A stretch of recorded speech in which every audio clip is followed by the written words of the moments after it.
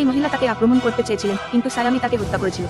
যেহেতু তারা এক স্তরে ছিল না, সায়ামি তার প্রতিপক্ষের গতিবিধি শুধুমাত্র এক পাশ দিয়ে নিয়ন্ত্রণ করতে পারে এবং তাকে একটি ছুরি দিয়ে নিজেকে ছুরিকাঘাত করতে দেয়। কিন্তু মহিলাটি প্রতিরোধ করতে চেয়েছিলেন, কিন্তু তিনি প্রতিরোধ করতে খুব দুর্বল ছিলেন। সায়ামি রাগান্বিত এবং তিনি তাকে আবার ছুরিকাঘাত। এরপর শক্তিশালী পক্ষের নিয়ন্ত্রণে শাওমি ছুরি দিয়ে তার গলা কেটে ফেলে, কিন্তু প্রতিপক্ষের যে নিজেকে সারিয়ে তোলার ক্ষমতা আছে তাকে ভেবেছিল। আশ্চর্যের কিছু নেই, সায়ামি আবার আক্রমণ করেছে। সায়ামি পরের সেকেন্ডের পাশ দিয়ে তার ঘাড় কেটে দেয়। দেখা যাক সে এখনো দুর্দান্ত কিনা।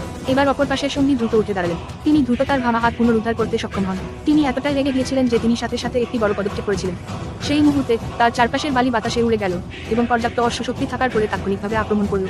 অপ্রত্যাশিতভাবে সায়ামি এটিকে মোটেও গুরুত্ব সহকারে নেয়নি এবং শুধুমাত্র বালির আক্রমণে ফোকাস করতে পারে। এবং পরের সেকেন্ডে সমস্ত পাথর তাৎক্ষণিকভাবে চূর্ণ হয়ে গেল।